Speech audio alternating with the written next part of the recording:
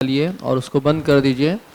और जो भी माताओं के छोटे बच्चे हैं उनको अनुरोध है, बाहर एफएम हमारा चालू है तो आप बाहर बैठ के भी बच्चों का ध्यान दे के लेक्चर सुन सकते हैं, ताकि मोबाइल और बच्चे लेक्चर में डिस्टर्ब ना करें। हरे कृष्ण। हरे कृष्णा। सभी भक्तों का स्वागत है हमारे आज के गीतामृत कार्यक्रम में। चौथा अध्याय, और इस चौथे अध्याय में भगवान दिव्य ज्ञान इसकी व्याख्या कर रहे हैं। तो भगवान ने अपने स्वयं के जन्म और कर्म की दिव्यता के विषय में बताया 9वें श्लोक में इस अध्याय के। उसके पश्चात फिर भगवान अर्जुन को धीरे धीरे क्रमशः बता रहे हैं कि जो बद्ध जीव है उसे अपना जीवन यापन व्यावहारिक तरीके से किस प्रकार से करना चाहिए। तो पिछले हफ्ते हमने श्लोक लिया था, चातुर्वर्ण्यम मया सृष्टम गुण कर्म विभागश। भगवान ने जो रचना की है इन 4 वर्णों की, ब्राह्मण क्षत्रिय वैश्य शूद्र, परंतु जिनका विभाजन जन्म से नहीं अपितु उनके गुण और उनके कर्मों के आधार पर। तो हमने विस्तार से इसकी चर्चा की थी पिछले हफ्ते, परंतु अंत में भगवान ने उस श्लोक में कहा था विद्य कर्तारम अव्ययम, कि हालांकि ये रचना मेरी है इन 4 वर्णों की, किसके लिए? मनुष्यों के लिए, मनुष्य समाज के लिए, परंतु मैं उस मनुष्य समाज में नहीं आता। हालांकि मैं अवतरित होता हूं एक मनुष्य रूप में, परंतु मैं इसके अधीन नहीं हूं। किसके? ये 4 वर्ण और 4 आश्रम के अधीन भगवान नहीं है। इसलिए भगवान ने अंतिम पंक्ति में, पिछले श्लोक की अंतिम पंक्ति है ये, भगवान ने कह दिया अर्जुन से कि मैं अकर्ता हूं और मैं अव्यय हूं। तो उसी को आगे बढ़ाते हुए भगवान ने अब ये जो आज का श्लोक है वो कहा है, नमाम कर्माणि लिम्पन्ति न मे कर्म फले स्पृहा इति माम योऽभिजानाति कर्मभिर्न सबध्यते। नमाम कर्माणि लिम्पन्ति न मे कर्म फले स्पृहा इति माम योऽभिजानाति कर्मभिर्न सबध्यते। न माम कर्माणि लिम्पन्ति न मे कर्म फले स्पृहा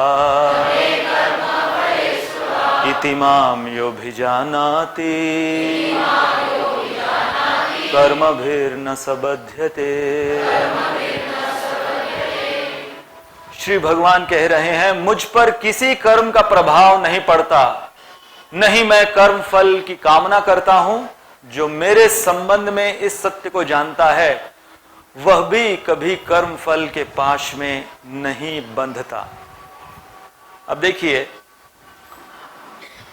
यह श्लोक कुछ याद आ रहा है आपको? सिमिलर है कौन से श्लोक से? अभी जो हमने कहा 9वां श्लोक, इसी अध्याय का 9वां श्लोक, जन्म कर्म चमे दिव्यम। भगवान कह रहे हैं कि मेरे कर्म, मेरा जन्म दिव्य है। यहां पर भगवान क्या कह रहे हैं? कोई भी कर्म का नियम मेरे ऊपर लागू नहीं। अर्थात यहां पर भी भगवान वही कह रहे हैं कि भगवान के कर्म दिव्य है। जैसे कि 9वें श्लोक में भगवान ने कह दिया कि जो भगवान को या भगवान के जन्म और कर्म की दिव्यता को तत्वतः जान लेता है, वो पुनः इस संसार में जन्म नहीं लेता। आज के श्लोक में भी भगवान ने क्या कहा कि जो मेरे इस ज्ञान को पूर्णतः जान लेता है, इस सत्यता को जान लेता है। कौन सी सत्यता को? कि भगवान के लिए कोई कर्म के नियम नहीं है, भगवान उससे प्रभावित नहीं हो सकते। जो इसको जान लेता है, अभिजानाति, वो भी उसके स्वयं के कर्म के चक्र में नहीं पड़ता। अब यदि एक तर्क से इस श्लोक को समझा जाए तो भगवान बहुत सूक्ष्म तरीके से एक मेन मैसेज इस श्लोक का क्या दे रहे हैं हम लोगों के लिए। भगवान कह रहे हैं मुझ पर किसी कर्म का प्रभाव नहीं पड़ता। क्यों नहीं पड़ता? क्योंकि मैं कर्म फल की कामना नहीं करता। स्पृहा, यह शब्द इस्तेमाल किया है आज के श्लोक में। स्पृहा का अर्थ होता है कामना करना। किसकी? कर्म के फल की कामना। तो भगवान ये बता रहे हैं सूक्ष्म तरीके से कि जो कर्म के फल की कामना से कर्म करता है, स्पृहा से कर्म करता है, वो बंधता है। और जो कर्म के फल की कामना से मुक्त है, वो कर्म के नियम, कर्म के बंधन से भी मुक्त है। तो मोटा मोटी ये है संदेश भगवान का आज के श्लोक के द्वारा। अब पिछले श्लोक से आज के श्लोक का संबंध यदि हम देखें तो पिछले श्लोक में जैसे हमने चर्चा की, भगवान ने इनका जो विभाजन बताया है, जो भगवान की रचना है 4 वर्णों की, कैसे उसको प्राप्त कर सकते हैं अपने लक्ष्य को, अपने गुण और कर्म के आधार पर जीवन निर्वाह करते हुए। और आज के श्लोक में भगवान स्वयं और भगवान के शुद्ध भक्त कर्म के नियमों से कैसे परे हैं। अब देखो, ये जो भगवान ने सूक्ष्म संदेश दे दिया इस श्लोक के द्वारा, बहुत कठिन है। बिना फल के कामना के कर्म करना हम बद्ध जीवों के लिए ऑलमोस्ट इम्पॉसिबल है। ठीक उल्टा करते हैं हम लोग। सबसे पहले फल, कर्म के फल को बताओ, दिखाओ, उसकी जानकारी दो, तब जाकर हम कर्म करेंगे। हम ठीक उल्टा करते हैं। और होता क्या है कि जैसे हम उस फल की कामना से युक्त कर्म करते हैं तो हम अपने आप को बाधित पाते हैं, बंधन में पाते हैं और उलझते जाते हैं। फिर उसके अंदर नीति शास्त्र में एक कथा से इसको दर्शाया गया। एक जंगल में एक लोमड़ी रहा करती थी। बहुत कामना से युक्त ये लोमड़ी हर समय कुछ न कुछ खाने की वस्तु शिकार के लिए ये लोमड़ी घूमती फिरती। तो एक दिन इस लोमड़ी ने एक मटका देखा जो कि कभी उसने उस जंगल में देखा नहीं था। उस जंगल में केवल अन्य प्राणी, बस उनका मांस, कंकाल उनका पड़ा हुआ, बस यही वो लोमड़ी देखती। आज उसने एक अजीबोगरीब वस्तु को देखा, एक मटके को देखा। तो जाकर लोमड़ी ने उसका मुआयना किया, मटके का मुआयना किया, ये क्या है वस्तु। और जानवर अधिकांश उनकी जो इंद्रियां हैं वो कहां तक सीमित है, क्या ये मेरे खाने लायक वस्तु है या नहीं। तो सूंघने लगी वो लोमड़ी उस मटके को चारों ओर। फिर जो उसका मुंह था, मटके का मुंह था, उस मटके के मुंह में उसने अपना मुंह डालने की कोशिश करी। कुछ तो उसे अंदर से गंध आई, तो उसने अपना एक हाथ डाला, उस मटके के मुंह में अपना एक हाथ डाला। अब उस मटके के अंदर गोंद था। अब ये मत पूछो कि किसने वो मटका रखा, फेविकॉल था या गोंद था, क्या था। तो उसके अंदर गोंद था, तो उसका एक हाथ जो उसने अंदर डाला था लोमड़ी ने चिपक गया। अब वो एक हाथ चिपका हुआ, निकालने की कोशिश वो लोमड़ी कर रही है, मजबूती का जोड़ था, निकाल नहीं पा रही वो लोमड़ी। तो स्पॉन्टेनियस रिस्पॉन्स क्या होता है, दूसरे हाथ से अब ये हाथ निकालो। तो उसने अपना दूसरा हाथ डाला, तो अब दो हाथ उसमें फंस गए। अब लोमड़ी ने पीछे वाले के जो दो पैर हैं उसके, उनको अगर पैर कहो तो वो एक पैर डाला, वो भी, चौथा वो भी, तो दो आगे के हाथ, पीछे के दो पैर, चारों अंदर। और फिर मुंह डालने की कोशिश की कि मुंह से यदि मैं इन चारों को बाहर निकाल लूं धक्के से, तो अब मुंह भी फंस गया। तो नीति शास्त्र में यह कहानी बताई गई है कि जीव कर्म बंधन में इस प्रकार से फंसता है। अच्छा खासा घूमता फिरता जब वो किसी विषय वस्तु को देखता है, मटके को देखता है, तो पहले जिज्ञासा होती है, ये क्या नई वस्तु है। फिर इर्द गिर्द घूमते हुए सूंघता है वो जीव, फिर बाद में उसको आजमाने के लिए एक हाथ डालता है, फंसता है, अब उसको निकालने के लिए दूसरा, तीसरा, ये वो, है ना। पहले देखता है कि कौन से सोसाइटी में अच्छा फ्लैट अवेलेबल है, सूंघता है, हाँ ये अवेलेबल है, फिर देखता है अच्छा लगा, हाँ सब कुछ अपने अनुसार है, फिर लोन लेता है, फिर क्या हुआ, एक हाथ गया अंदर। फिर वो लोन को चुकता करना है, कितने 25 साल तक उसको लोन को चुकता करना है, उसके लिए फिर ईएमआई भरते रहने के लिए और काम करना पड़ेगा, या और किसी से लोन ले लेता, उसको ये लोन को चुकता करने के लिए दूसरा हाथ गया, तीसरा हाथ, ऐसे ऐसे करके लोमड़ी की तरह मटके के अंदर सब कुछ अंदर, चारों कोने चित।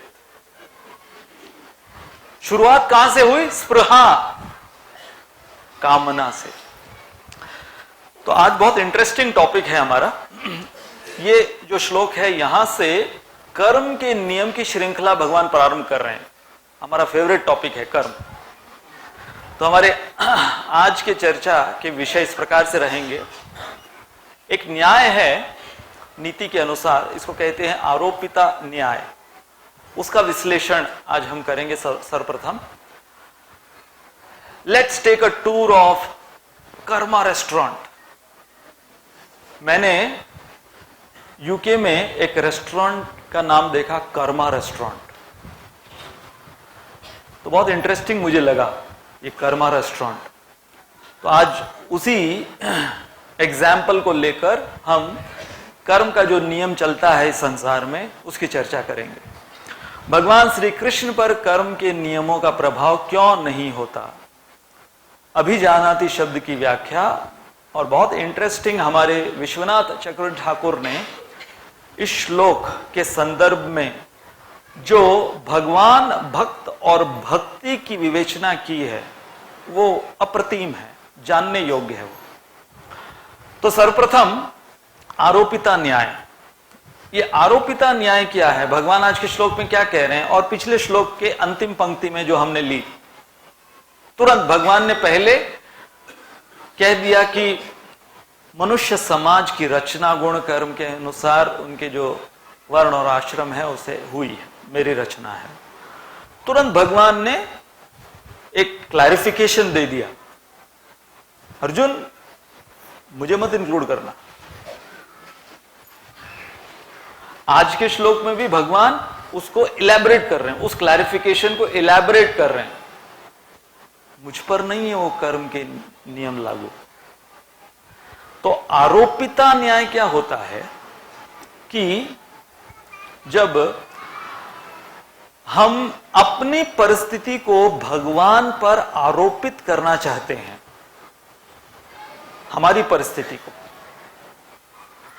और अधिकांश यही होता है जब एक बद्ध जीव भगवान के विषय में सुनता है तो सबसे पहले वो इक्वेट करना चाहता है, अच्छा यदि मेरे साथ ये सब कुछ हो रहा है, मेरे साथ ये सब कुछ हुआ, तो ये जो कृष्ण राम इत्यादि ये भी तो, इन्होंने भी तो माँ बाप लिए, ये भी तो रामचंद्र जी की पत्नी थी, भगवान श्री कृष्ण उन्होंने भी विवाह किया,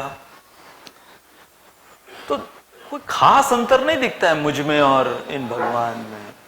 इसको बोलते हैं बहुत, ये एक अलग प्रकार का अनर्थ, इससे शुरुआत होती है इस भौतिक संसार में हमारे कर्म बंधन की यात्रा की। कौन से न्याय से? आरोपिता न्याय। जैसे अक्सर भगवान श्री कृष्ण के लीलाओं को लेकर लोग उनके कुछ लीलाओं का अनुकरण करना चाहते हैं आरोपिता न्याय के आधार पर, या कई बार उनके प्रश्न ऐसे होते हैं, जैसे एक बार एक व्यक्ति मुझे बंबई में प्रश्न पूछ रहा था, तो आप बोलते हो कि ये भगवान श्री कृष्ण ने 16,108 रानियों के साथ विवाह किया और 16,108 महल द्वारका में, तो वो टॉयलेट की व्यवस्था कैसी थी? मतलब मेरा मतलब है कि कॉमन टॉयलेट्स था सबके लिए या अटैच था एक एक पैलेस में? इसको कहते हैं आरोपिता। क्योंकि हम लोग क्या है, बस वहीं तक सीमित है हमारी बुद्धि, उधर तक ही सोचते हैं। तो अच्छा 16,000 पैलेस, लाइट वाइट तो नहीं जाती होगी शायद, लाइट चली गई तो सबकी एक साथ लाइट जाती थी। अच्छा स्कूल बस में कितने बच्चे जाते होंगे फिर? 16,108, कितनी बड़ी स्कूल बस होगी? आधार कार्ड निकाला था क्या? ये सब। अच्छा भगवान इतना माखन खाते थे, कोलेस्ट्रॉल बढ़ा था उनका? इसको बोलते हैं आरोपिता न्याय। मतलब जैसे कि वो एक बहुत ही पेटेंट क्वेश्चन की, अरे कैसे भगवान है जिन्होंने 16,108 गर्लफ्रेंड्स बनाए?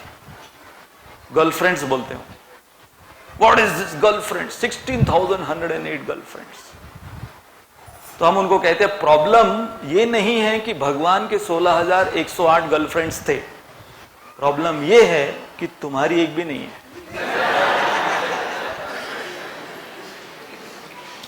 तो ये आरोपिता जो न्याय है, जिसके अंदर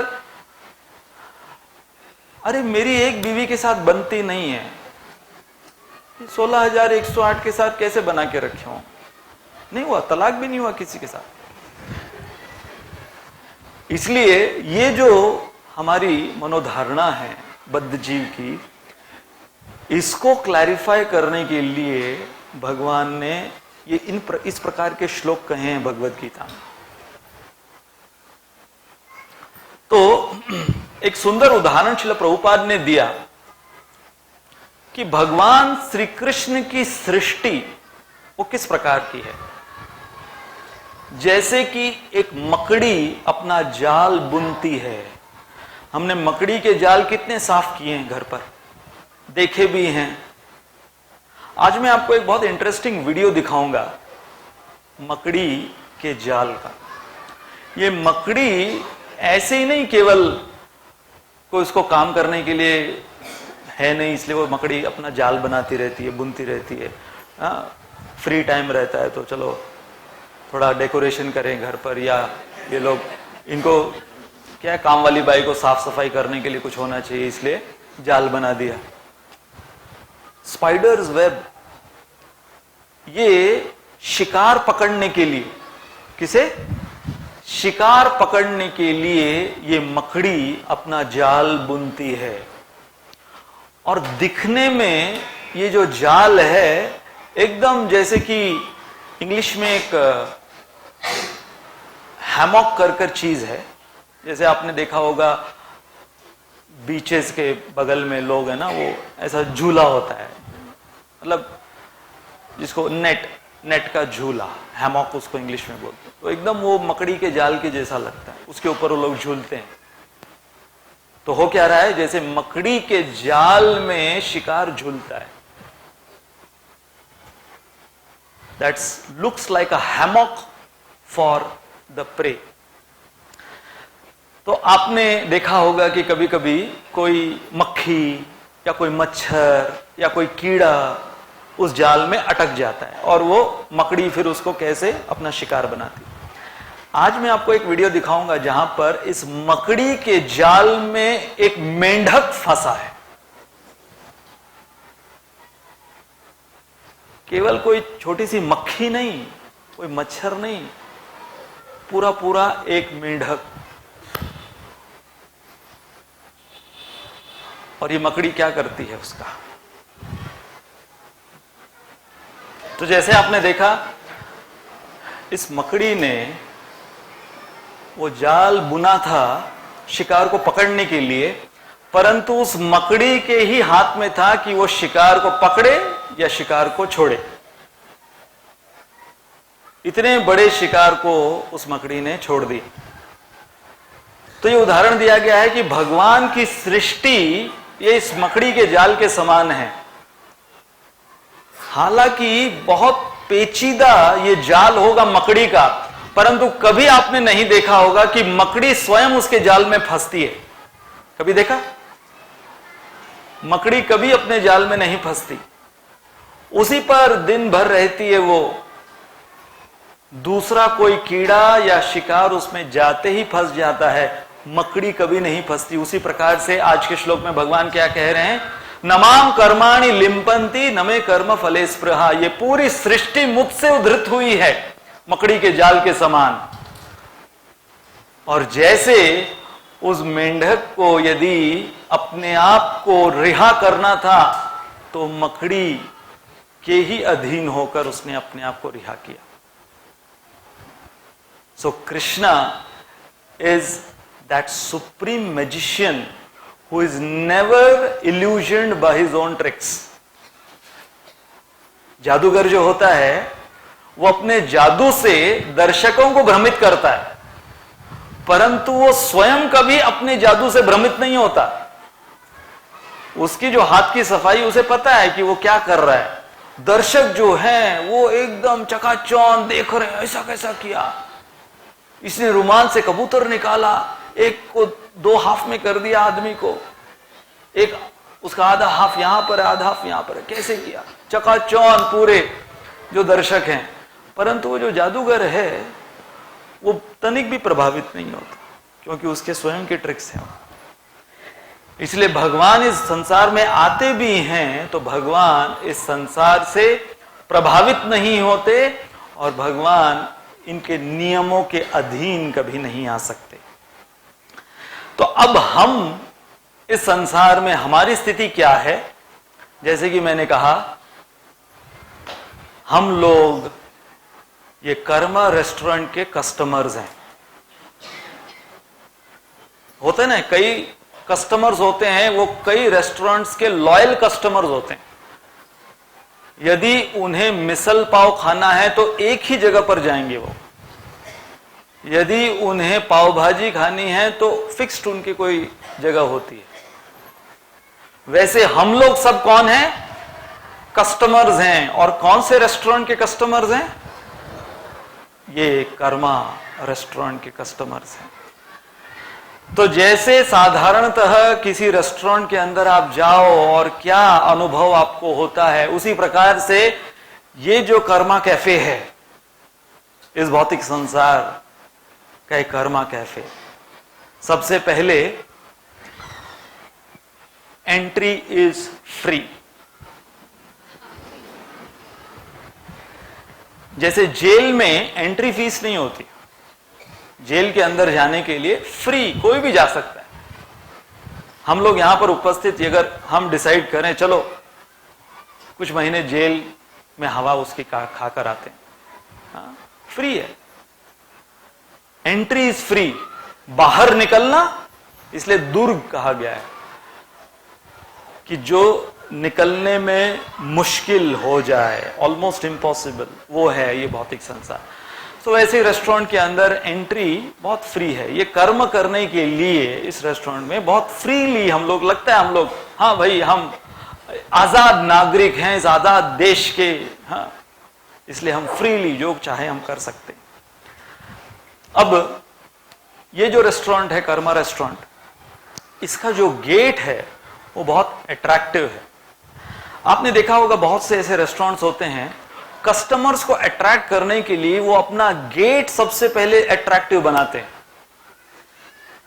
जैसे कई चीप होते हैं, जैसे ताड़ी माड़ी केंद्र होते हैं, कोई गेट वेट नहीं होता, एक पर्दा खाली है ना, एक पर्दा होता है, तो उसमें उसी प्रकार के लोग भी जाते हैं। उनको पता होता है कि ज्यादा बड़ा गेट करने के फायदा क्या है, क्योंकि अंदर हमारे जो लॉयल कस्टमर्स हैं वो जिसके लिए आए, वो गेट वेट उनको वैसे भी ध्यान में नहीं रहेगा बाद में कि कहां से आए थे, हाँ, कहां से बाहर जाना है, तो इसलिए उधर खाली एक पर्दा लटका रहता है। लेकिन आप देखो ऐसे ऐसे रेस्टोरेंट्स होते हैं, उसके अंदर केवल गेट नहीं, गेट कीपर भी खड़ा रहता है, अच्छे यूनिफॉर्म के अंदर, बड़ी उसकी मूछे वूछे भी होती है कई बार, और एकदम वो टाइट खड़ा हुआ वहां पर। कई बार तो उसके हाथ में कोई हथियार भी होता है, और वो गेट खोलने के लिए दिन भर वो एक ही काम करता है, जो आएगा जाएगा उसके लिए गेट खोलेगा, स्माइल उसको देकर, आइए एंट्री फ्री है, बाद में पैसा भरना है, एंट्री फ्री है, आइए आइए। सो in this karma restaurant, when we want to enjoy, initially everything looks so attractive and so appealing. Ambience inside, अंदर प्रवेश करने के बाद वो रेस्टोरेंट्स इस प्रकार से बनाए जाते हैं कि यदि कोई भूखा भी नहीं है तो जो वहां का अरोमा है, फ्रेग्रेंस है, जिस प्रकार के उन्होंने शेड्स यूज किए हैं, आजकल तो थीम रेस्टोरेंट्स रहते हैं, वो थीम रेस्टोरेंट्स ऐसे होते हैं कि उन्होंने एक प्रकार का थीम बना रखा है उस रेस्टोरेंट के अंदर, और उसी के अनुसार वो कस्टमर्स जो हैं वो लालायित हो जाते हैं। एक बार एंट्री कर ली उन्होंने, लालायित हो जाते हैं, कई बोर हो जाते चले जाते हैं, एम्बियंस रास नहीं आता।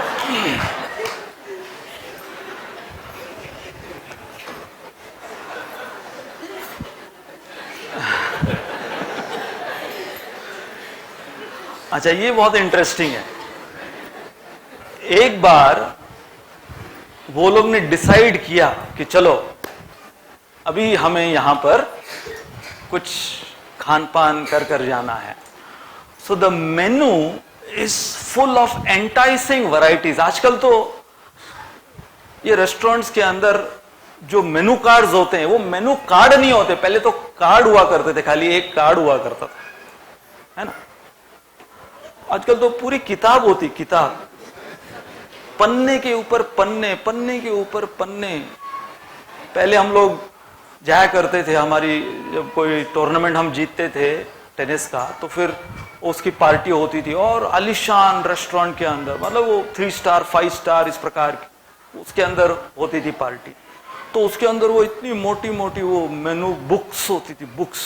तो कई बार हम देखते थे परिवार आके बैठते थे, उसके अंदर वो पिताजी, वो मेन, क्योंकि बिल उनको भरना है तो सब उनका होता था, वो मतलब एक परिवार बैठा हुआ है तो वो पिताजी मेनू कार्ड हाथ में लिए हैं और वो गाइड कर रहे हैं, सुपरवाइजर के जैसे वो गाइड कर रहे हैं। बंटी, तुम स्टार्टर पेज पे हो कि तंदूरी पेज पे हो, कौन से पेज पे हो? मतलब जो पिताजी पेज पे हो वही पेज पे उसको भी होना चाहिए सबको। तो मेनू कार्ड के अंदर इतनी वैरायटी, और उसके अंदर भी वो लोग जो आजकल नाम डालते हैं वो आइटम्स के, वेज पहाड़ी, क्या क्या ऐसे नाम डालते हैं जैसे कि ये सब्जियां पहाड़ से भी तोड़ के लाए हैं। वेज पहाड़ी, गुमशुदा आलू, हाँ पता नहीं ऐसा कुछ है क्या, तूफानी रायता, तूफानी रायता, गड़बड़ पनीर, गड़बड़ी होने वाला है। गड़बड़ पनीर, गुमशुदा आलू, तूफानी रायता, फिर सतरंगी चटनी, अतरंगी अचार। तो वो जो एक एक आइटम्स होते हैं, वो आइटम्स इतने वो एंटाइज करते हैं कि वो पढ़कर उनको लगता है कि वाह। तो इनिशियली जीव जो है वो इतने विभिन्न प्रकार के वैरायटीफुल कर्म को देखकर मनुष्य विशेष रूप से वो एकदम इससे चकाचौंध रह जाता है। अच्छा, इतना ही नहीं, फिर जो ये ऐसे रेस्टोरेंट्स के अंदर जो वेटर्स और स्टाफ, वो एकदम स्पेसिफिक उनको ट्रेनिंग दी जाती है, उनको कहाँ खड़ा होना है, क्या पहनना है, कैसे पेश आना है, सब कुछ उनको ट्रेनिंग दी जाती है। जैसे कि कोई साधारण सा अगर थोड़ा लो क्लास, लो बजट कोई ऐसे कैफे रेस्टोरेंट हो, तो उसके अंदर जैसे ढाबे टाइप, या उसके अंदर तो एक रहता है बस खाली, वो एक बेचारा घूमता रहता है दिन भर, और उसका नाम होता है तंबी। तो वो तंबी घूमता रहता है, और वो मेनू कार्ड भी एक ही रहता है। पता नहीं ये रेस्टोरेंट्स के अंदर ये लोग मेनू कार्ड, हालांकि कैपेसिटी 100 लोगों की होगी बैठने की, लेकिन मेनू कार्ड 4 ही छापेंगे। तो वो एक मेनू कार्ड बांटता रहेगा, और कोई अगर देख भी रहा है बेचारा, मेनू कार्ड अभी भी देख रहा है, तो ये अकेला सब टेबल में इसको अटेंड करना है, तो साहब जल्दी देखो ना, कितना टाइम लगाता है। उसको भी देने का मेनू कार्ड, ऐसा देख रहा है, गर्लफ्रेंड का फोटो देख रहा है क्या देख रहा है? तो जो कस्टमर होता है उसको बहुत मनोहर लगता है वो देखना, मेनू कार्ड को देखना। मतलब जो बेचारा वो वेटर है उसको कोई इंटरेस्ट नहीं हो मेनू कार्ड में, क्योंकि वो कैसा है, बीवी की फोटो देखने जैसा है, कोई इंटरेस्ट नहीं उसका।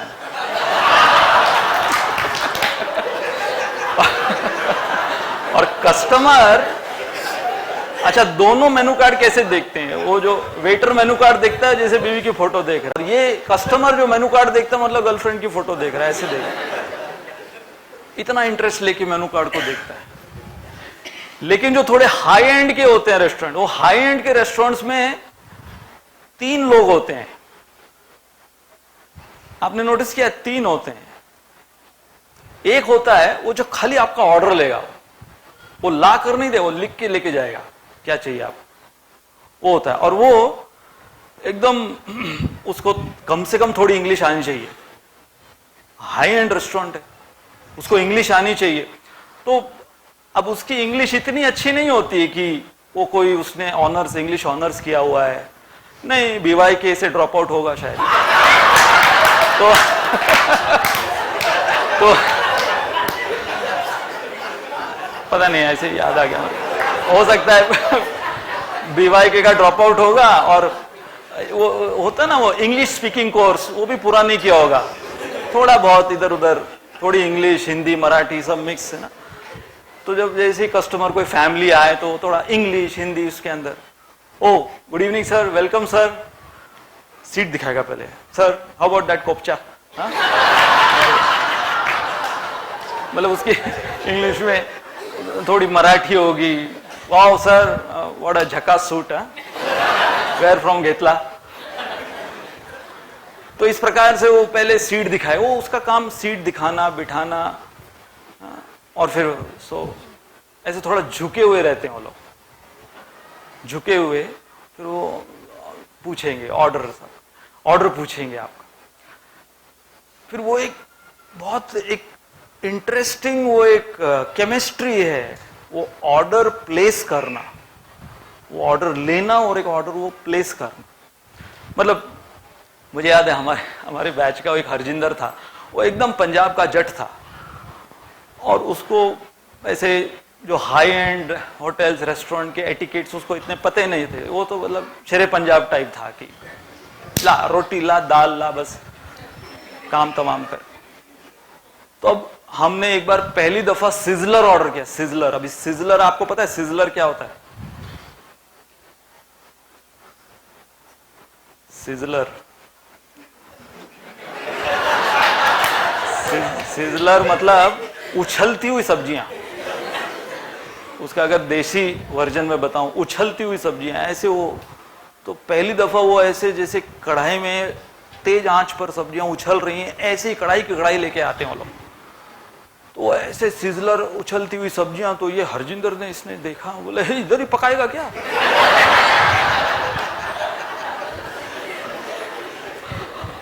और फिर ये हाई एंड रेस्टोरेंट्स के अंदर वो जो वेटर्स होते हैं वो लोग, वो पहले वो सफेद नैपकिन होता है, सब सफेद नैपकिन होता है, सफेद नैपकिन इधर बांध देंगे, वही बांध के देंगे आपको, इधर बांध देंगे, फिर वो आपके गोद में भी एक सफेद नैपकिन डालेंगे।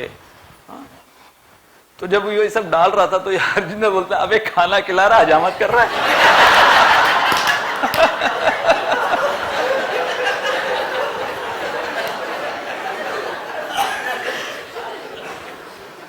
तो वो लोग मतलब पहले तो वो लोग ऑर्डर लेंगे, फिर एकदम वो पूरा पेन पेपर के साथ, हो सकता है कुछ भी लिख नहीं रहा हो लेकिन लगता है कि लिख रहा है, तो उसके अंदर वो पूरा ऑर्डर आपका लेगा, फिर चला जाएगा, फिर उसके बाद वो दिखने नहीं वाला है, फिर दूसरा कोई आएगा लेने के लिए, तब तक आप फिर और देखते रहो, बाकी कस्टमर को देखते रहो, और मेनू कार्ड में और भी देखते रहो, फिर कई तो ले लेंगे मेनू कार्ड क्योंकि अभी है ही 4, और फिर उसके बाद में जो भी कुछ वो स्टार्टर सूप वगैरह लेकर आते, फिर मैनेजर आएगा। ये मैनेजर एक बहुत विशेष नस्ल है, ये मैनेजर।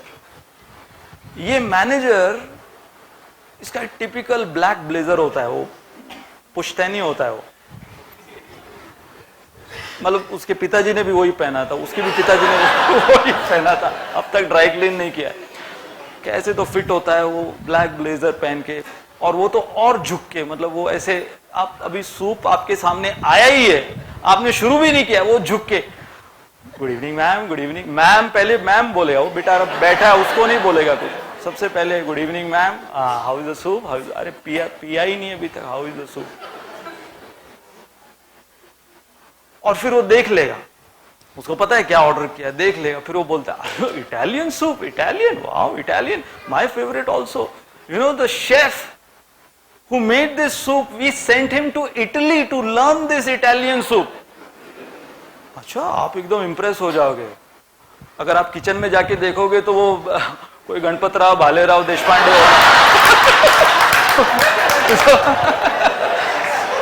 जो बेचारा कभी काटे गली से बाहर नहीं गया है, लेकिन ओ दिस इज यू नो, और वो इस तरीके से वो मैनेजर झुकते हुए बताएगा उस सूप के बारे में, पीने नहीं देगा, सूप के बारे में पहले पूरी हिस्ट्री ज्योग्राफी बताएगा उसकी, कि ये सूप कैसे बना, इसका आविष्कार कैसे हुआ, यहाँ पे आपके इस बोल में कैसे आया, कटोरे में कैसे आया, वो बोला just 10 minutes ago I just had it, it's amazing. ये वो, मतलब आप अगर अकलमंद है तो समझ जाओ कि इसी कटोरे में 10 मिनट पहले वो भी पी रहा था।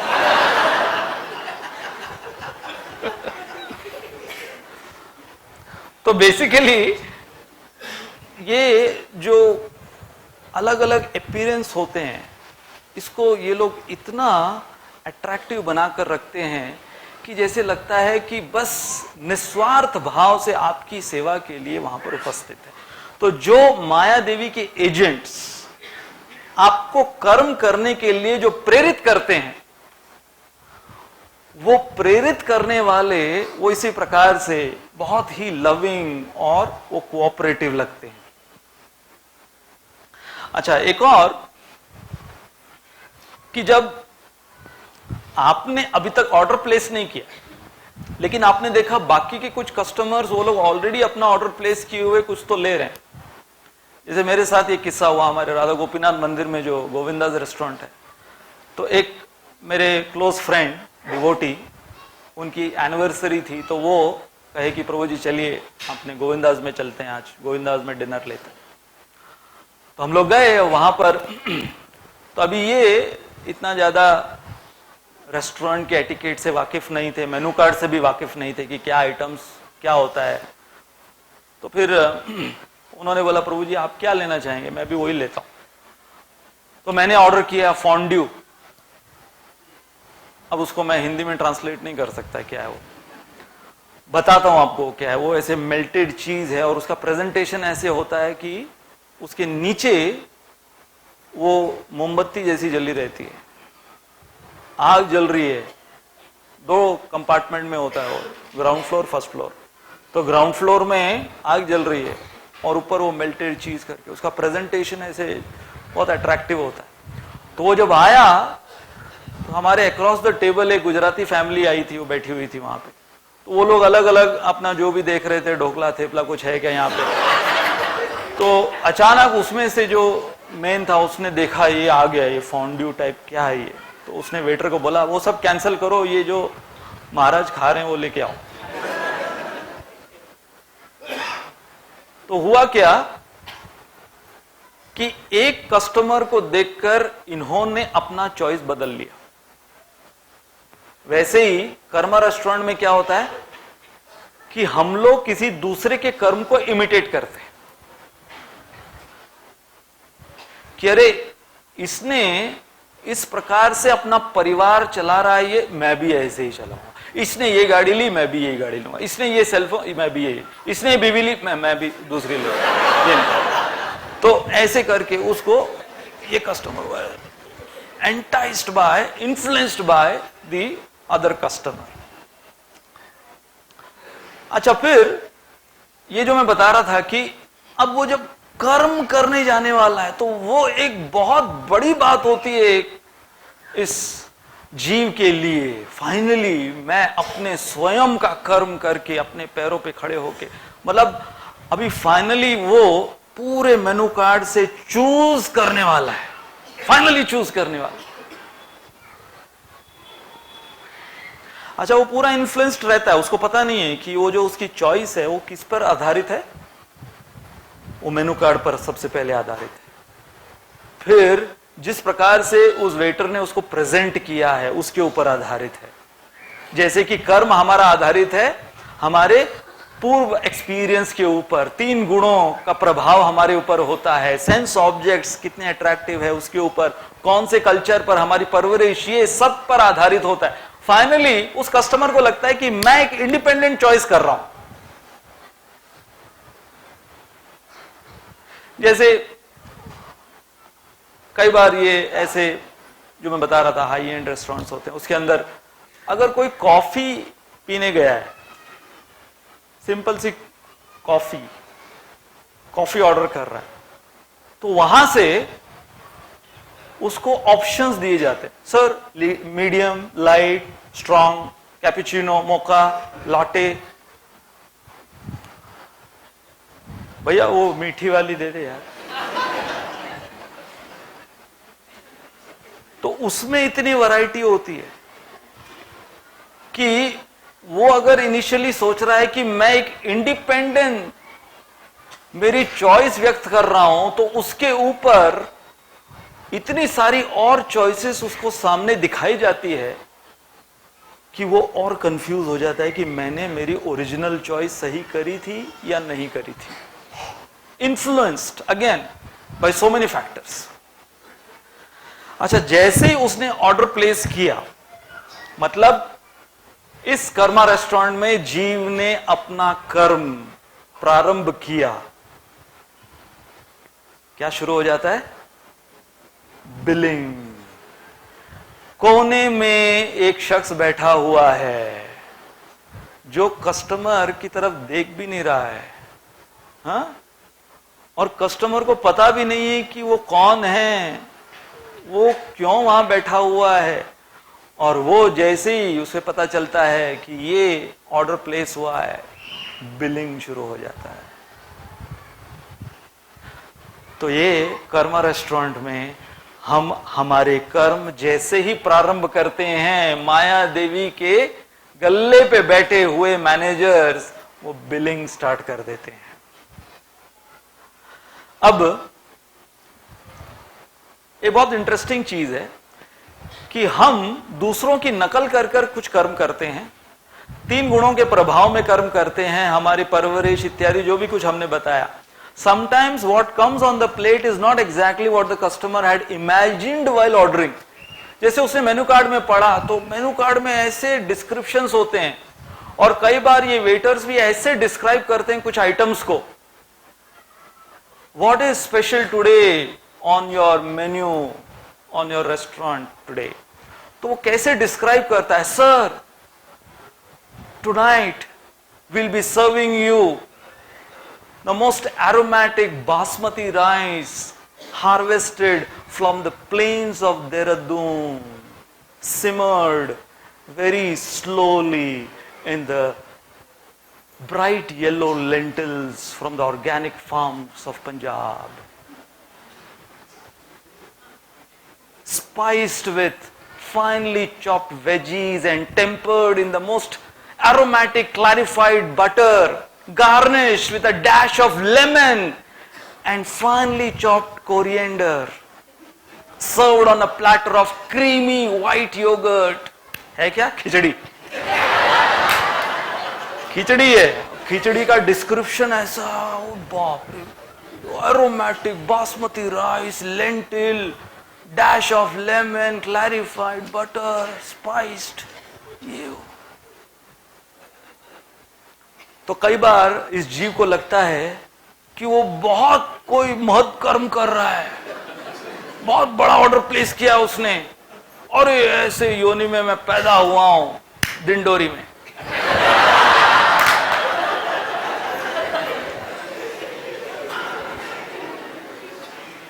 तो ये next aspect, the more you order the bigger the bill. उसके अंदर जो अलग अलग वैरायटीज है कि इसको करस्पॉन्ड करने के लिए, इसके लिए, उसके लिए, तो ये सब के लिए अलग अलग जो कॉम्बिनेशंस बनाए रहते हैं। वैसे ही जब कोई किसी मनुष्य समाज में पैदा होता है तो उसके इतने कार्मिक कॉम्बिनेशंस उसको करने पड़ते हैं। एक उसने कर्म किया, उसके साथ उसके करस्पॉन्डिंग एक और कर्म उसको करना पड़ता है। जैसे कि जब कोई स्कूल कॉलेज जा रहा है तो वो एक कर्म कर रहा है। अब स्कूल कॉलेज क्यों जा रहा है, उसके करस्पॉन्डिंग उसको नौकरी भी करनी पड़ेगी। क्या फायदा नहीं तो स्कूल कॉलेज जाकर, तो नौकरी की है। अभी नौकरी क्यों कर रहा है, फिर उसके बाद में घर बसाना होगा, तो फिर उससे करस्पॉन्डिंग। तो ऐसे ही ये मेनू कार्ड के अंदर जो अलग अलग कॉम्बिनेशंस मिलते हैं कि अगर आप वेज पहाड़ी ले रहे हो तो उसके साथ आपको तूफानी रायता लेना पड़ेगा, फिर उसके साथ वो रोटी भी लेनी पड़ेगी, और उसके साथ वो सलाद भी लेना पड़ेगा, फिर उसके साथ कुछ पीने के लिए भी, फिर उसको पचाने के लिए भी, फिर कुछ ठंडा, फिर गर्म, फिर ये वो। ऐसे करके जीव के जो कर्म हैं वो अलग अलग फ्लेवर्स के बढ़ते जाते हैं, बढ़ते जाते। The more you have to order, the more you have to pay the bill. बहुत इंटरेस्टिंग ये रेस्टोरेंट का ऑब्जर्वेशन है। It appears that everything else in this restaurant other than the food you have ordered is free, है ना। AC, आपके लिए जो AC चलाया गया है, जो एकदम सॉफ्ट कुशन जिसके ऊपर आप बैठे हुए हो, हाँ, लगता है कि ये सब थोड़ी बिल में इंक्लूड है, लेकिन वो सब बिल में इंक्लूडेड रहता है। इंडिया में तो होते हैं ना एसी, पार्टली एसी। ये पता नहीं पार्टली एसी का क्या कॉन्सेप्ट है, मतलब कुछ समय के लिए चालू करते बंद कर देते हैं। अच्छा, आधा रेस्टोरेंट एसी है, आधा रेस्टोरेंट नॉन एसी है, इस प्रकार से। तो उसके अंदर वही चीज आप लेने जाओगे तो उसके अंदर आपको वो इतनी अलग प्राइस में मिलेगी। वही चीज आप ना, अगर एक चाय भी होगी तो उसके 10 रुपए ज्यादा होंगे या 50 रुपए ज्यादा होंगे। जैसे कि हम उदाहरण देते हैं, बॉम्बे में एक रेस्टोरेंट है प्रेसिडेंट। ये प्रेसिडेंट बड़ा होटल है, ये 3 स्टार 5 स्टार टाइप होटल है। इसके अंदर आप चाय भी पीने जाओगे तो उसके अंदर वो लोग इतनी वैरायटी देते हैं। पहले वो पूछेगा, सर पहले आप बताइए कि पानी कौन सा लाऊं आपके लिए, which water would you like to have, Bisleri, RO, Aquaguard, नुक्कड़ का हैंडपंप, कौन सा चाहिए, पानी कौन सा लाऊं। पानी के ऊपर टेंशन आ जाता है। और फिर चाय भी ऐसी लाते कि वो आप ही को बनानी पड़ती उधर। तो एक बंदे ने फिर उस प्रेसिडेंट होटल के बाहर अपनी चाय टपरी लगाई और उसका नाम दिया वाइस प्रेसिडेंट। कि जो इधर अफोर्ड नहीं कर सकते इधर आ जाओ, बनी बनाई मिलेगी आपको, वो भी 5 रुपए में। Nothing is free. Another very interesting observation, mostly unhealthy choices on the menu card are often the tastiest ones.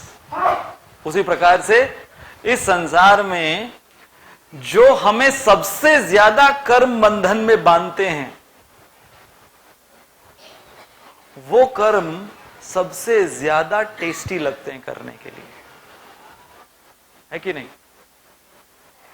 इसलिए अभी देखो जनरली ये बड़े हाई एंड इसके अंदर सलाद वगैरह फ्री होता है, हेल्दी है वो, लेकिन वो सब फ्री है। लेकिन जो सबसे ज्यादा टेस्टी होंगे वो सबसे कॉस्टली होंगे, और जो सबसे ज्यादा कॉस्टली टेस्टी होंगे वो सबसे ज्यादा अनहेल्दी होंगे।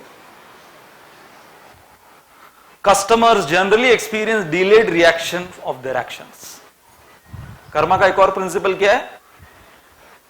आपने अभी कर्म किया है, कोई जरूरी नहीं है कि आपको उसका रिएक्शन तुरंत मिलेगा। हम लोग हमारे गीता कोर्स में जब कर्मा के ऊपर सुनाते हैं तो हम लोग क्या सुनाते हैं? डिलेड कार्मिक रिएक्शन।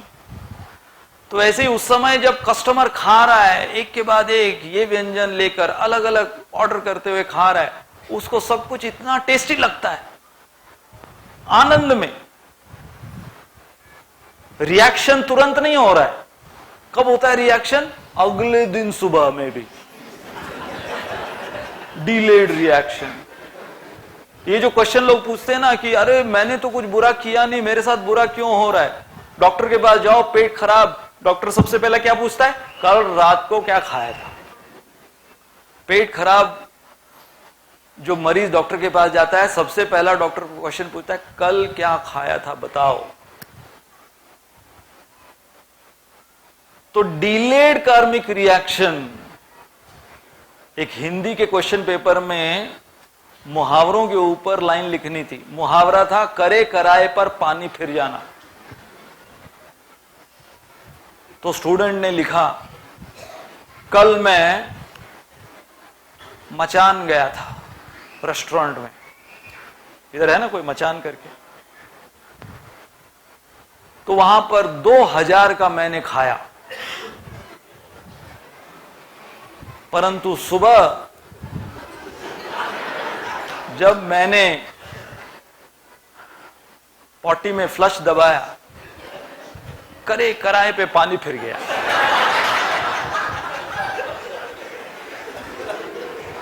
इसको बोलते हैं डिलेड कार्मिक रिएक्शन, कि उसका रिएक्शन कुछ घंटों बाद कभी न कभी तो आने ही वाला है। Finally there are heavy consequences upon failing to pay your bill. यदि कोई ऐसा ही लुक्खा चला गया अंदर, और जो उसका सत्कार हुआ है इतना, जो मुस्कुराते हुए उसको वो वेटर, वो मैनेजर, गुड इवनिंग जेंटलमैन, ये सूप वो soup, everything, then he will be in a soup if he doesn't pay. होगा क्या? He will be one of the staff. Different kind of inside. अंदर एंट्री कस्टमर्स को होती नहीं है, केवल जो कस्टमर बिल नहीं भरते उनको अंदर एंट्री होती है किचन में। बहुत अच्छी से एंट्री देते हैं वो लोग। So nothing to elaborate on this, when one doesn't take the responsibility of one's karma, which means paying the bill, heavy consequences on that. इसलिए welcome to the karma cafe, there are no menus, you get served what you deserve. तो अब इसके ऊपर भगवान आने वाले श्लोकों में और इलैबोरेट करने वाले हैं कि ये जो कर्म का नियम है ये किस प्रकार से लागू होता है। परंतु आज के श्लोक में भगवान ने कह दिया कि मेरे ऊपर किसी भी ये कर्म के नियम लागू नहीं है। तो भगवान श्री कृष्ण के कर्म भगवान ने ही अपने स्वयं के मुख से कह दिया कि दिव्य है। कैसे? अलौकिक है, अद्भुत है और अचिंत्य है। तो भगवान के कर्मों को दिव्य बताया गया है इन 3 कारणों के वजह से। अलौकिक का अर्थ क्या होता है? जो कर्म इस लोक से परे हो। तो फिर हम लौकिक समझने की कोशिश करें कि लौकिक कर्म क्या होते हैं, जो हम लोग जिसके अंदर रचे पचे हैं। एक्शंस फॉर वंस सर्वाइवल, हमें जो कर्म करने पड़ते हैं हमारे जीवन निर्वाह के लिए, वो है लौकिक कर्म। भगवान को अपने जीवन निर्वाह के लिए कर्म करने की आवश्यकता नहीं है। एक्शंस विच आर ऑब्लिगेटरी, ऐसे कर्म जिनका कोई पर्याय नहीं है। इनवॉलंटरी, हम नहीं चाहते हुए भी हमें करना पड़ता है, involuntary. Then actions which are influenced by 3 modes and finally actions which are binding. तो ये सारे जो एस्पेक्ट्स हैं कर्म के, ये लौकिक कर्म के एस्पेक्ट्स हैं। और आप देखो भगवान श्री कृष्ण जब भी कुछ कर्म करते दिखते हैं, ये सारे एस्पेक्ट्स उनके ऊपर लागू नहीं, इसलिए भगवान के कर्म दिव्य क्यों हैं? पहला कारण अलौकिक। दूसरा कारण, भगवान के कर्म दिव्य हैं क्योंकि अद्भुत हैं, हरक्यूलिन, ह्यूमनली इम्पॉसिबल। भगवान के कर्म ऐसे हैं कि वो आते हैं एक मनुष्य रूप में, परंतु मनुष्य रूप में, जैसे कि पुतना का वध उन्होंने किया जब वो 6 दिन के थे। 6 दिन का बालक इतनी विकराल राक्षसी का वध कर सकता है, और वो भी स्तनपान करते हुए। अद्भुत, कांट बी इमिटेटेड। ऐसे कर्म जो कभी न भूतो न भविष्यति, ये है एक और अद्भुत कर्म के पहलू। Effect is for maximum period and on maximum people, जो सब जगह पर उनके कर्म का जो परिणाम है, जो इफेक्ट है, वो व्याप्त है। ये है अद्भुत। और फिर तीसरा कारण भगवान के कर्म वो दिव्य हैं क्योंकि अचिंत्य, इनकंसीवेबल। अचिंत्य का अर्थ है इनकंसीवेबल। इसलिए भगवान जब ऐसे ऐसे कर्म करते हैं, जैसे भगवान ने रासलीला रचाई, भगवान माखन चोरी किए, ऐसे कितने कर्म हैं भगवान के जो कि हम हमारे ये छोटी सी बुद्धि से नहीं समझ पाते। इसलिए उसके लिए एक्सप्लेनेशन और डिस्कशन की आवश्यकता पड़ती है। जानबूझकर भगवान अपने अचिंत्य कर्म करते हैं ताकि हम लोग यहां पर एकत्रित होकर उनकी चर्चा करें। जब हम लोग एकत्रित होकर चर्चा करेंगे तो उसमें फायदा किसका होगा? भगवान का नहीं, हमारा ही फायदा होगा, हमारा शुद्धिकरण होगा। जैसे कि आज के श्लोक में बताया गया है, अभिजानाति। इन भगवान के अचिंत्य कर्मों को जानकर हम हमारे कर्म बंधन से अपने आप को मुक्त कर पाएंगे। अचिंत्य कर्म ऑफ कृष्णा प्रूव्स कृष्णा's independence and finally he performs such kind of achintya karma to test our faith, कि हमारी श्रद्धा भगवान में कितनी है।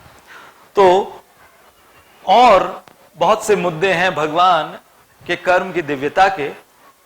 Krishna karma is discussed bye most advanced human beings. ये हम थोड़ा फास्ट ले जाएंगे क्योंकि इसकी चर्चा हमने पहले भी की है 4.9 में, कि यदि देखा जाए तो डिस्कस कौन करते हैं भगवान कृष्ण के कर्म? सुखदेव गोस्वामी, परीक्षित महाराज, युधिष्ठिर महाराज, नारद मुनि, मैत्रेय ऋषि, विदुर, ये सारे बड़े बड़े जो महानुभाव महाजन हैं, ये लोग डिस्कस करते हैं। तो उससे समझ में आ जाना चाहिए कि क्या लेवल के लोग डिस्कस कर रहे हैं। तो अगर ऐसे लेवल के लोग डिस्कस कर रहे हैं तो वो जो कर्म जिन्होंने किए हैं, जिसका ये लोग डिस्कशन कर रहे हैं, वो कितने दिव्य होंगे। Second aspect, second reason, Krishna karma is unmatched in its description. यदि कोई कल्पना भी करे तो ऐसी कल्पना भी नहीं कर सकता जिस प्रकार भगवान अपने कर्म करते हैं। Krishna karma is never stele. जैसे कि हमने कितनी दफा भगवान की गोवर्धन लीला, भगवान की दामोदर लीला कितनी दफा हमने सुनी है, सब जानते हैं, एक एक पॉइंट, उसके लेसन, सब कुछ।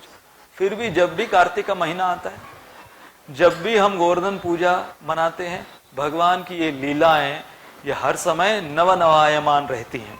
Krishna Karma is always entertaining. Along with being entertaining, it is also purifying. This is the fifth aspect of Krishna having his karmas being divine. Krishna karma is universally attractive. जैसे कि श्रील प्रभुपाद ने डायरेक्ट कृष्ण कथा सुनाई किनको? Americans को, Europeans को, Africans को, जिनको कुछ पता भी नहीं था कि ये कृष्ण कौन व्यक्ति है, ये भागवतम क्या है, ये राधा रानी कौन है, ये अर्जुन कौन है, कुछ पता नहीं। परंतु जब श्रील प्रभुपाद के मुख से इन्होंने सुना तो इतना अट्रैक्टिव इनको लगा। Krishna Karma teaches all the human lessons for ideal living. भगवान के सारे अवतार आप लो, उन्होंने एक एक ऐसे ऐसे सिद्धांत प्रस्थापित किए हैं हमारे रोजमर्रा की जिंदगी में उसे अपनाने के लिए, कि परिवार को कैसे चलाना है, राज्य को कैसे चलाना है, भाई भाई में कैसे प्रेम होना चाहिए, भाई बहन में कैसा प्रेम होना चाहिए, एक विद्यार्थी का जीवन कैसा होना चाहिए, एक शिक्षक का जीवन कैसा होना चाहिए। हर एक जीवन के हमारे पहलू के जो ऐसे मूल्य हैं वो भगवान ने अपने उदाहरण से सिखाए हैं। Krishna Karma shows the perfection of all human emotions. Krishna Karma is for all ages. अब देखिए कि हम लोग जब कुछ कर्म करते हैं तो एक पर्टिकुलर क्लास या एज, आयु इत्यादि वो लोग उसकी नकल कर सकते हैं या उससे प्रभावित हो सकते हैं। परंतु भगवान श्री कृष्ण हम इस्कॉन के अंदर देखते हैं, छोटे छोटे बच्चे। एक बहुत इंटरेस्टिंग, ये हमारे एक इस्कॉन के फैमिली का बच्चा, इसका एक वीडियो पहले वायरल हुआ था, आप लोगों ने देखा भी होगा, कि ये छोटा सा बच्चा इतना छोटा है कि ये हरे कृष्ण महामंत्र बोल भी नहीं पाता, लेकिन ये बुलवा रहा है। बोल नहीं पाता है लेकिन ये हरे कृष्ण महामंत्र बुलवा रहा है। क्या होती है? ये तो बेचारा इतना मासूम है बच्चा। हमारी कंडीशन क्या होती है कि हमको यदि कोई माला थमा दे तो हम रोना शुरू करते हैं। अरे रे, 16 माला करना है आज, पूरा माला करने के लिए बोला है, तो आंसू तभी निकलते। और कई बार दूसरा कोई महामंत्र कर रहा है तो हम लोग घूमते फिरते चुप रहते हैं, है ना? ऐसे बच्चा भी ऐसे ही है। Krishna Karma can be seen through the years. क्या अद्भुत भगवान के कर्म की व्याख्या की गई है कि भगवान के कर्म को यदि देखना है तो आंखों से नहीं, शास्त्र चक्षु, शास्त्रों से। और वो जो चक्षु हैं हमारे कर्ण रंध्रेण विवरेण। Krishna karma liberates whoever comes in contact with it. जो भी भगवान श्री कृष्ण के किसी न किसी प्रकार से उनके कर्म के संपर्क में आता है वो अवश्य ही शुद्ध होता है। तो अब इतने सारे जो पहलू भगवान ने अभी बता दिए, अब भगवान आज के श्लोक में आगे कह रहे हैं अभिजानाति। भगवान कह रहे हैं कि जो मेरे इस नियम को, कौन से नियम को, कि मैं कर्मों के नियम के अधीन नहीं हूं, इसे कोई अगर जान लेता है, इस सत्य को जान लेता है, तो अभी का अर्थ है पुनः और जानाति का अर्थ है जानना। अर्थात अभिजानाति का पूरा, इस पूरे शब्द का अर्थ इस प्रकार से हुआ, श्री कृष्ण के दिव्य कर्मों को अथवा भगवान और जीव के शाश्वत संबंध को पुनः जानना। पुनः जानने का अर्थ क्या है कि हम जानते थे, अब भूल चुके हैं। इस रेस्टोरेंट में आने के बाद घर का खाना भूल चुके हैं। तो इसलिए जब भगवान इस रेस्टोरेंट में आकर हमें याद दिलाते हैं अपने स्वयं के कर्म कर कर, भगवान कहते हैं, उसे कहते हैं अभिजानाति। फिर पुनः हमें याद आता है कि अरे हमारा एक घर है जहां पर हमारे वास्तविक माता पिता हैं, जो कि हमारे स्वास्थ्य के लिए इतना अच्छा है। ये सब कुछ धीरे धीरे जब याद आता है, जैसे कि हम लोग जब यहां पर आते हैं तो हमारी याददाश्त, कौन सी खोई हुई याददाश्त वापस आ रही है? भगवान श्री कृष्ण के कर्म के संदर्भ में जो याददाश्त हमारी खोई हुई है वो वापस याद आ रही है। अब फाइनली भगवान ने ये जो लाइन कह दी कि जो मेरे इस सत्य को जान लेता है वो कर्म से मुक्त हो जाता है मेरी तरह। Just like Krishna we can also be freed from all कर्मफल, ये भगवान बता रहे हैं। तो चक्रवर्ती पाद हमारे वैष्णव आचार्य विद्वान, तो उन्होंने भगवान एवं भक्ति, मतलब जो अभिजानाती हो गया मतलब वो भक्त हो गया, तो भक्ति और भगवान में समानताएं पहली बताई हैं। ये थोड़ा सा टेक्निकल होगा परंतु आप ध्यान दीजिएगा, बहुत सुंदर उन्होंने इसकी व्याख्या की है इस श्लोक के ऊपर। तो ये जो 3 गुण बताए गए हैं भगवान के, ये 3 गुण भक्ति के भी बताए गए। जैसे कि भगवान स्वतंत्र हैं और स्वराट हैं, he is completely independent and autocrat, वैसे भक्ति भी स्वतंत्र है। जैसे भगवान स्वप्रकाशित हैं वैसे भगवान की भक्ति भी स्वप्रकाशित है। जैसे भगवान सच्चिदानंद है वैसे भगवान की भक्ति भी सच्चिदानंद है। अब कोई ये प्रश्न पूछ सकता है कि यदि भगवान की भक्ति सच्चिदानंद है परंतु हम बद्ध जीव, हम तो सच्चिदानंद नहीं है, तो एक अचित और निरानंद जीव सच्चिदानंद भक्ति को कैसे प्राप्त कर सकता है? तो चक्रवर्ती पाद वो इसका उत्तर देते हैं कि जैसे कोई बीज है, बीज को आप भूंज दो तो उसके अंदर जो पैदा करने की शक्ति है खत्म हो जाती है। Roasted seeds, fried seeds. तो वो जो श्लोक है ना, कर्माणि निर्दहति किंतु च भक्ति भाजान, कि जैसे ही भक्ति, शुद्ध भक्ति प्रवेश करती है किसी बद्ध जीव के अंदर, उसके बद्ध इंद्रियों के अंदर, तो उसके बद्ध इंद्रियों को भी भुंजते ते तो हम पापा, भक्ति क्या करती है? उसको सच्चिदानंद धीरे धीरे बनाने लगती है। इसलिए शुद्ध भक्ति भगवान की ये 3 चीजें करती हैं, रिवील्स भगवान, प्लीजेस भगवान एंड फाइनली कंट्रोल्स भगवान। वो जो भगवान स्वतंत्र हैं तो भक्ति भी स्वतंत्र है, और भक्ति अपनी स्वतंत्रता से स्वतंत्र भगवान को अपने अधीन बना लेती है।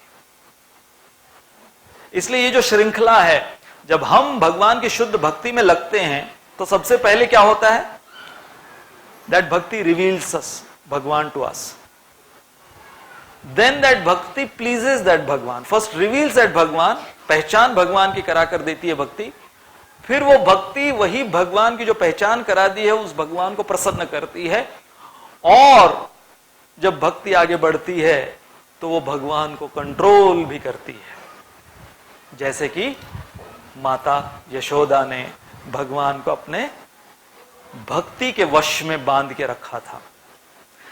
अच्छा, ये जो हमने बहुत दफा इस्कॉन में ये फोटो देखी होगी, मुझे रिसेंटली पता चला, प्रभुपाद का एक पास टाइम में पढ़ रहा था कि ये कोई भी आप देखो इस्कॉन की जो पेंटिंग्स है उसके पीछे भगवान की कोई लीला है। तो ये जो फेमस यशोदा कृष्ण की पेंटिंग है, इसके पीछे एक लीला है भगवान की, या सिद्धांत है, भगवान की लीला का सिद्धांत है। और वो चक्रवर्ती पाद कहते हैं इसी टीका में कि जब भी वृंदावन में भगवान यशोदा के सामने कोई ऐश्वर्य को दिखाते थे, जैसे कि अपने मुख में उन्होंने ब्रह्मांड दिखाया, और माता यशोदा भगवान श्री कृष्ण के ऐश्वर्य को देखकर जब वो मोहित हो जाती थी या भ्रमित हो जाती थी, तो भगवान को पसंद नहीं था कि मेरी मां मुझे भगवान माने। अरे मैंने ऐश्वर्य दिखा दिया, अब तो ये मेरे को अपना बेटा नहीं मानेगी, मेरे को भगवान मानेगी। तो भगवान जब माता यशोदा को देखते थे, भ्रमित हुआ, तो भगवान माता यशोदा के गोद में कूद के आलिंगन माता यशोदा को कर लेते। तो वो आलिंगन करते ही माता यशोदा भूल जाती थी कि उन्होंने अभी अभी कोई ऐश्वर्य देखा है।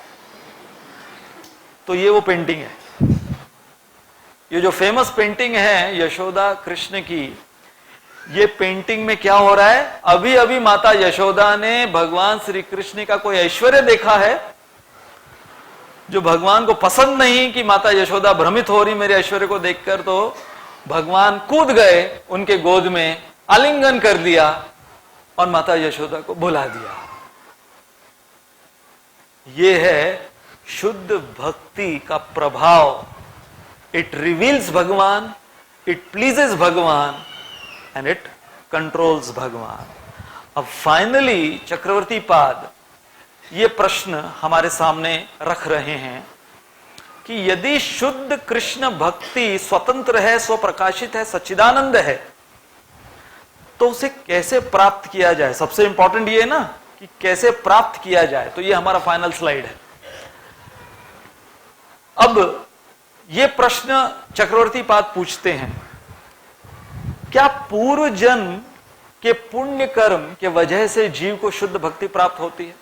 हम लोग जो यहां पर शुद्ध भक्ति के मार्ग के संपर्क में आए हैं, तो क्या हम ये कह सकते हैं कि हमने कोई पुण्य कर्म किया होगा पिछले जन्म में जिसके वजह से हमें शुद्ध भक्ति मिली है? क्या वो रीजन है? चक्रवर्ती पाद कहते हैं नहीं।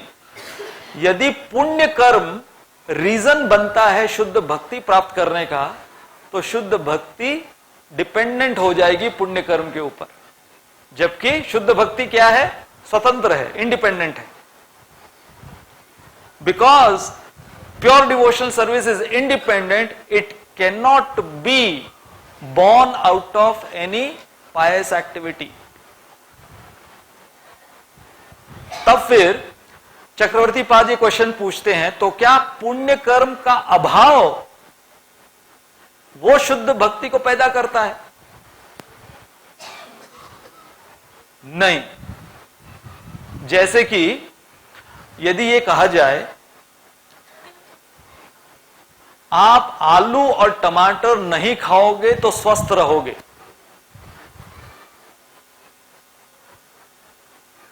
क्या ये स्वस्थ रहने का पॉजिटिव डेफिनेशन है? नहीं, ये कोई पॉजिटिव डेफिनेशन नहीं है। तो उसी प्रकार से पुण्य कर्म का अभाव वो शुद्ध भक्ति को हमें दिलाएगा, ये भी संभव नहीं है। तब फिर वो फाइनल क्वेश्चन पूछते हैं, तो क्या भगवान की अहेतु की कृपा शुद्ध भक्ति का कारण है? क्या लगता है आप लोगों को? ये फाइनल कारण हो सकता है भगवान की अहेतु की कृपा? चक्रवर्ती पाद कहते हैं ये भी नहीं है। बहुत इंटरेस्टिंग, वो बोलते हैं ये भी कारण नहीं हो सकता, क्योंकि यदि भगवान की अहेतु की कृपा शुद्ध भक्ति के पैदा होने का कारण होती है, तो फिर कुछ लोगों को क्यों मिलती है? गीतामृत के लिए खाली आप लोग क्यों आए? पूरा नासिक क्यों नहीं आया? केवल कुछ लोग क्यों? मतलब भगवान पक्षपात कर रहे हैं? भगवान के अहेतु की कृपा तो सबके लिए होनी चाहिए, तो सबके अंदर शुद्ध भक्ति क्यों नहीं जागृत हो रही? केवल कुछ लोगों के अंदर क्यों हो रही, कुछ लोगों के अंदर क्यों नहीं हो रही है? तो ये भी कारण नहीं हो सकता। अब वो एक बहुत इंटरेस्टिंग न्याय हमारे सामने प्रस्तुत कर रहे हैं चक्रवर्ती पाद। इस न्याय का नाम है अर्थापत्ति न्याय। घबराइए, मैं बताता हूं मैं आपको। अभी तक चाय पत्ती पता थी आपको। अर्थापत्ति न्याय का अर्थ है देवदत्त नाम का एक व्यक्ति है जो दिन भर उपवास रखता है, लेकिन फिर भी उसका वजन बढ़ रहा है। आजकल चल रहा है बहुत। तो चक्रवर्ती पाद अर्थापत्ति न्याय को समझाने के लिए बता रहे हैं कि देवदत्त नाम का व्यक्ति है जो दिन भर उपवास रखता है, परंतु फिर भी उसका वजन बढ़ रहा है। कैसे? रात को खाता है। ये पहेली थी। मैंने अर्थापत्ति न्याय के अनुसार क्या बताया था आपको? देवदत्त नाम का व्यक्ति दिन भर उपवास रखता है, फिर भी वजन बढ़ रहा है, अर्थात रात में खा रहा है। तो यहां पर यदि पुण्यकर्म कारण नहीं है, पुण्यकर्म का अभाव कारण नहीं है, भगवान की अहेतु की कृपा कारण नहीं है, तो फिर वजन कैसे बढ़ रहा है? कारण क्या है? अहेतु ये शुद्ध भक्ति प्राप्त करने का कारण क्या है? तो चक्रवर्ती पाद कहते हैं कि जो भगवान की लादिनी शक्ति है, श्रीमती राधा रानी, या भगवान के शुद्ध भक्त जो कि लादिनी शक्ति को अपने अंदर लिए हैं, तो एक शुद्ध भक्त के अंदर, या जैसे शिला प्रभुपाद, हम अगर उदाहरण शिला प्रभुपाद का दें, तो शिला प्रभुपाद मध्यम अधिकारी की भूमिका निभाए। तो मध्यम अधिकारी जो होता है वो अपने स्वयं के अंदर भगवान श्री कृष्ण का जो प्रेम उन्होंने जागृत किया है, उस प्रेम को वो बद्ध जीव को दे सकता है। तो हमारे अंदर, एक बद्ध जीव के अंदर भगवान श्री कृष्ण के प्रति शुद्ध प्रेमा भक्ति कैसे प्राप्त हम कर सकते हैं? जब हम किसी मध्यम अधिकारी के हृदय में जो कृष्ण भक्ति है उनसे प्राप्त करें, तभी। डायरेक्टली भगवान श्री कृष्ण के पास इसका कंट्रोल है ही नहीं। तो अगर कोई सोचे कि मैं डायरेक्टली भगवान कृष्ण से ही भक्ति प्राप्त करूंगा, इम्पॉसिबल है, क्योंकि वो डिपार्टमेंट उनके पास है ही नहीं। उन्होंने वो पूरा कंट्रोल राइट्स उनके शुद्ध भक्त को दे दिया है, लादिनी शक्ति। इसलिए भक्ति संजायते भक्ति, उस शुद्ध भक्त के अंदर की जो भक्ति है वो जब देना चाहें, वो जब बांटना चाहें, तब प्राप्त होती है। तो अब एक प्रश्न कोई पूछ सकता है, तो वो जो बांटते हैं वो भी तो भगवान के निर्देशन में बांटते होंगे, क्योंकि भगवान के निर्देश के अनुसार तो पत्ता भी नहीं हिलता। तो शुद्ध भक्त यदि प्रभुपाद भक्ति बांटते हैं तो वो भगवान के निर्देश के अनुसार बांटते होंगे? नहीं, हर चीज वो भगवान के निर्देश के अनुसार करते हैं, परंतु भक्ति बांटने का जो काम है, एक शुद्ध भक्त के भक्ति बांटने का जो काम है, वो भगवान से पूछ के नहीं करते। क्योंकि अगर वो भगवान से पूछ के करेंगे तो भगवान तो हमारी अयोग्यता को देखते हुए सबको रिजेक्ट कर देंगे। इसलिए बहुत इंटरेस्टिंग है ये कि शुद्ध भक्त के हृदय में जो भक्ति का भंडार है, उसका कंट्रोल, कितने मात्रा में वो भक्ति आनी चाहिए, वो भगवान श्री कृष्ण के कंट्रोल में है। लेकिन ये कितना बांटेंगे, ये भगवान के कंट्रोल में नहीं है। तो इसमें दोनों है, कंट्रोल अनकंट्रोल दोनों आ गया। तो एक उदाहरण दिया गया है, चक्रवर्ती पाद उदाहरण देते हैं, कैन डार्कनेस टच सन? अंधकार कभी सूर्य को छू सकता है? कभी नहीं छू सकता। अंधकार सूर्य को कभी नहीं छू सकता। उसी प्रकार से भगवान सूर्य के समान है। इसलिए भगवान कभी दुख, पीड़ा, ये कभी अनुभव ही नहीं किए। भगवान दुख और पीड़ा को कभी अनुभव नहीं किए। इसलिए हमारा जो दुख और पीड़ा है उसको कौन समझ सकता है? जो भक्त होते हैं वो समझ सकते हैं। इसलिए वो हमें भक्ति दे सकते हैं। तो अब ये प्रश्न कि जो शुद्ध भक्त हैं, क्या वो पीड़ा में से गुजरते हैं, या उनके जीवन में जब दुख आते हैं तो वो अपने जीवन में जानबूझकर दुख लाना चाहते हैं ताकि वो बद्ध जीव के दुख का एहसास कर सकें, और जितना उनको बद्ध जीव के दुख का एहसास होगा उतना वो बांटेंगे, उतना वो भक्ति को बांटेंगे, उतना वो भक्ति को बांटेंगे। इसलिए फाइनली चक्रवर्ती पाद कहते हैं, अभिजानाति का अर्थ क्या है कि वो शुद्ध भक्त जिसने ये पूरे ऑथराइजेशन और राइट्स ले लिए हैं अपने अंदर, अपने जुरिस्डिक्शन में, किसको? शुद्ध भक्ति बांटने को। वो फाइनली भगवान चाहे रोक दे, उनको रोकने की भी कोशिश करें, लेकिन वो शुद्ध भक्त को रोक नहीं सकते इस शुद्ध भक्ति को बांटने से। इसलिए हमें श्रील प्रभुपाद के प्रति कृतज्ञता व्यक्त करनी चाहिए कि वो एक ऐसे मध्यमाधिकारी निर्धारित भगवान के द्वारा, कि भगवान ने उनको भेजा कि कलयुग के जो बद्ध जीव हैं, इन कलयुग के बद्ध जीवों के और यदि मैं देखूंगा तो मैं किसी को अपने धाम नहीं ले पाऊंगा, परंतु हे तुम जाओ शुद्ध भक्त, और तुम्हारे पर मैं पूरी राइट्स ऑथराइजेशन देता हूं कि तुमको जिनको बांटना है ये शुद्ध भक्ति, चाहे वो कितने भी पतित हों, उनको तुम ये शुद्ध कृष्ण भक्ति मेरी बांटो, और तुम जिनको नियुक्त करोगे, तुम जिनको सिलेक्ट करोगे, मैं बिना किसी क्वेश्चन, बिना किसी प्रश्न के, संदेह के उनको अपने धाम बुला लूंगा। बोलो श्रील प्रभुपाद की।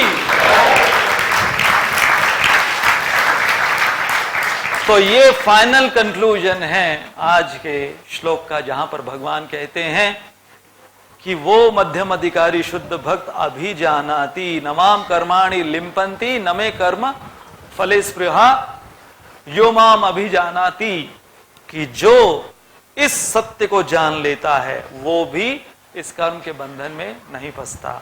बोलो ग्रंथराज श्रीमद् भगवद गीता की जय। बहुत बहुत धन्यवाद। हरे कृष्णा।